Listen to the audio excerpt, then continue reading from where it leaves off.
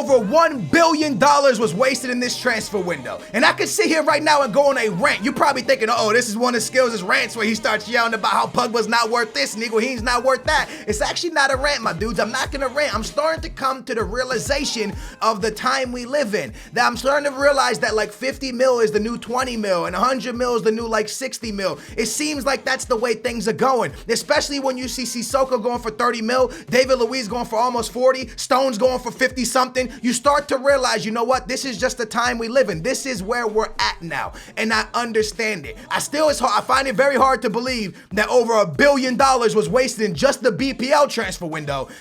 That's pretty nuts. I believe the last window they wasted around 8 to 9 million, 900 million, 8 to 900 million. And now this time they wasted $1 billion in this summer. And remember, almost 100 of that went, or just 100 of that went for Pogba by himself. Regardless, in this video, I'm gonna talk about some shocking deals because man, this window had a lot of shockers. David Luiz going back to Chelsea. Even though he's one of my favorite players, I'm gonna tell you why I think that deal was absolutely amazing and why it wasn't. Joe Hart going to a team that's not even in Champions League football, I believe, in the Serie A, which is incredible to me. I couldn't believe that deal happened. Wilshere picking a lower end, no disrespect, a lower end mid-table BPL team over playing Champions League football with a massive Portuguese side or even an Italian side from what I saw. That was pretty nuts to me. So a lot of shocking deals out there that I'm gonna give my opinion on and kind of give my opinion on how I feel the new day and age of money's going down. $1 billion in one league is a lot of money, but I'm starting to understand that nowadays commercials are paying a lot of money, shirt prices, people are going crazy buying shirts, stadiums are usually all full. I understand, I'm starting to get it now, okay? It's just that money is different now. Like when you go to the store, $100, I mean, think about it. You buy a game for $60 now, and by the time you come home and open pack shit, $100. $100 is like the new $50. So I'm starting to get it. I'm starting to understand. It's still shocking to me though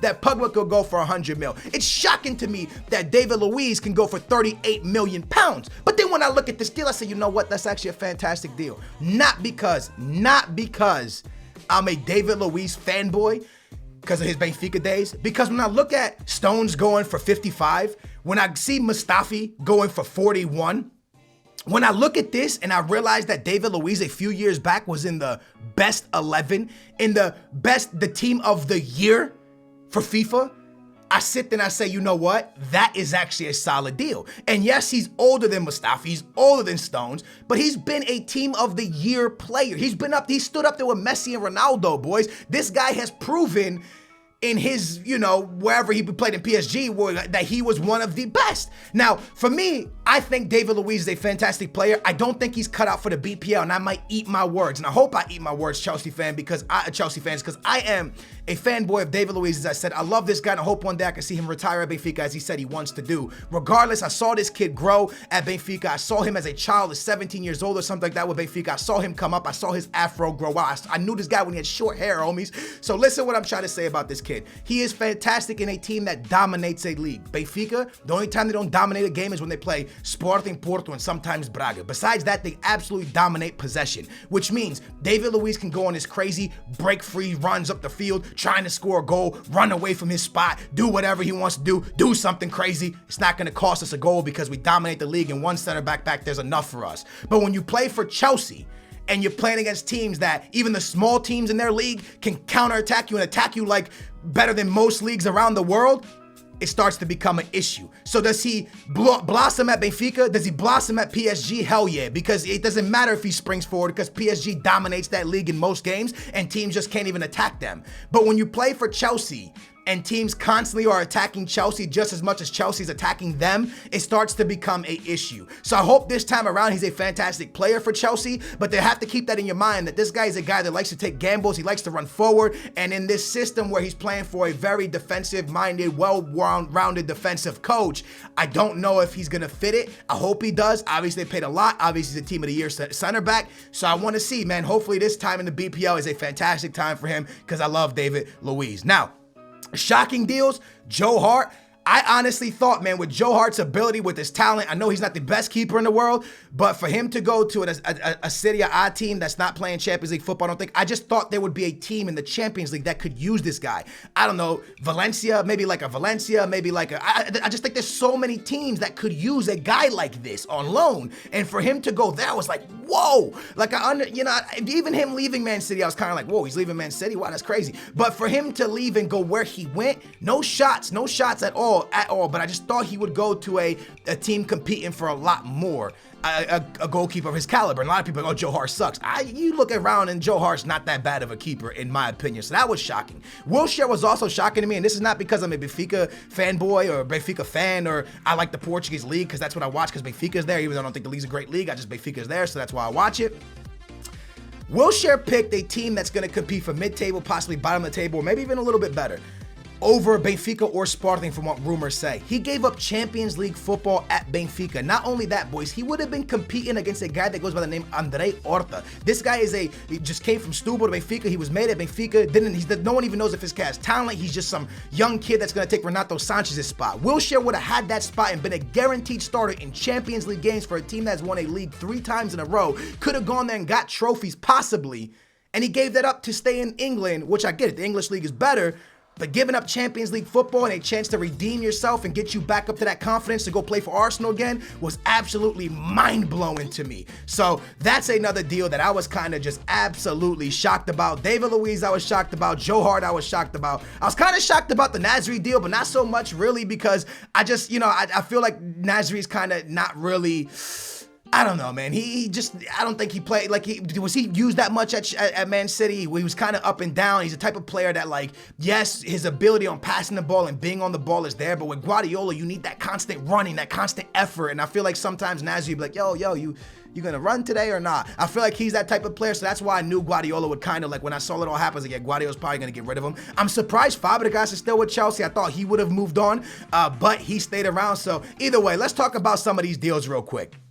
Pogba went for 100. To me, I can't cope with that. I don't think he's worth 100, but it is what it is. Higuain for 90, Hawk for 55. Stones was the 4th highest one for 55.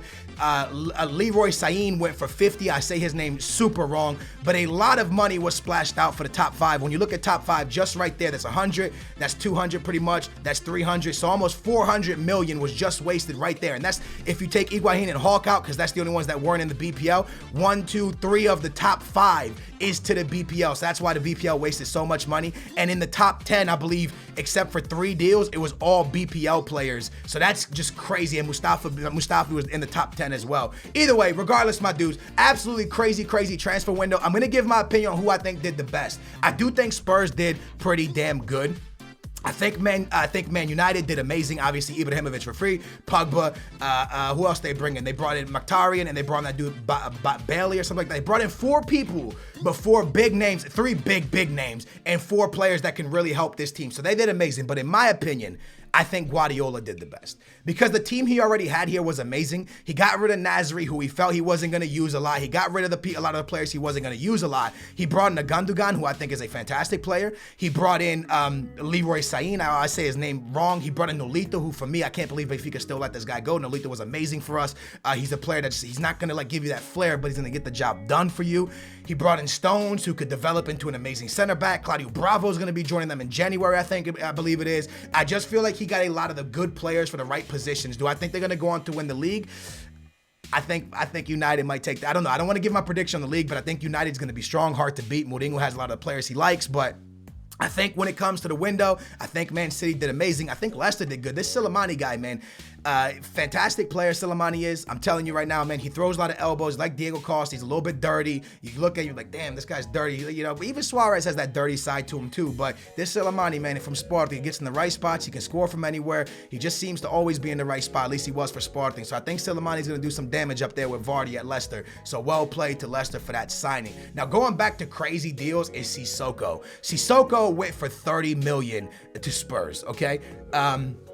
Everton was in the race for him as well. Guys, just because Eder scored the winning goal in the Euro doesn't mean he should be worth 20 million. And why I say that is because I don't think Sissoko had a good year for Newcastle. I thought he was a bit lazy. Yeah, he performed in some games, but he fit the French system. He worked well there. The Euro was actually, if you look at the Euro, the competition, it was very, very poor.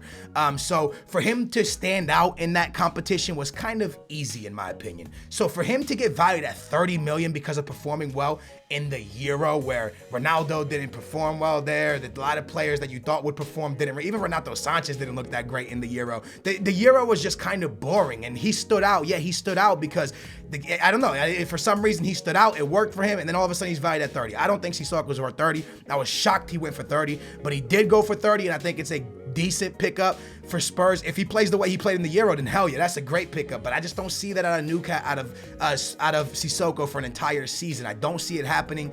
Suppose this guy's Arsenal fan as well, so that's pretty wild. But I was really shocked about Sissoko. Everton and Spurs battling it out at 30 million to me was absolutely crazy. One more deal that's absolutely crazy, and this probably just flew under the radar, was Marco Vic going to Sporting. I'm a Benfica fan. I got a lot of tweets about this, like, Skills, how you feel about Marco Vic going? Because Marco Vic left Benfica for Liverpool, it was, right? And now he went back to Portugal, but this time to our rivals. I don't care. A lot of people were tweeting me like, oh, don't you know, we signed Rafa. Rafa's a great Portuguese player. We paid 16 million for him. I think this kid's going to be amazing. Probably play 1 or 2 years with us, and they're probably going to sell him for like 40 million. That's how it goes. But he's good. He's part of the Portuguese national team. He went to the Euro. I like him. Marco Vic going over there. Marco Vic said he would never play for any other team in Portugal except for Benfica, and he's playing for Sporting now. Yeah, I wish the kid the best, and I hope he loses a lot. That's all I can say. I wish him the best. I hope he loses a lot. I like Marco Vic though. He's doing what he has to do. He went to Liverpool, couldn't play. He didn't play good there. Went to Fenerbahce, didn't play good there. Only place he played good was at Benfica, so he's coming to Sporting as like a last resort to redeem his career with the coach he used to be with that goes by the name of Jorge Jesus. So I understand why he did it. I don't think he did it because he likes Sporting or he hates Benfica. I did it because his career is in need of a boost, and when a player's in need of a boost, they'll do anything. Just like Sissoko, even if he is an Arsenal fan, his career is in the need of help, or he's going to go to the second division. He took it as he could get it. So that's how I see it. And yeah, that's how that goes. So anyways, man, after looking at the BPL, it's absolutely amazing they spent over $1 billion. I think it's going to be a fantastic league. Another shocker to me, man, is Balotelli, man. And I love this guy. I thought he was going to be the thing. These guys compared him to Ronaldo when he started. Oh, he's the next Ronaldo. He's going to be this. He's going to be the top goal scorer. And now he went on a free deal back to France. Like, that to me is nuts. I don't know what happened to Balotelli. I don't know if he just got caught up in like the money and the media and that was it for him. But sad times for Balotelli, and sad for me to see, man, because I thought he was going to be amazing. I believe Anabayor is a free agent now. There's so many players that are free agents. I was going through the free agent list and I was like, wow, there's a lot of good free agents out there. Benfica, Lord Bettner, is a free agent. So a lot of free agents out there that could definitely,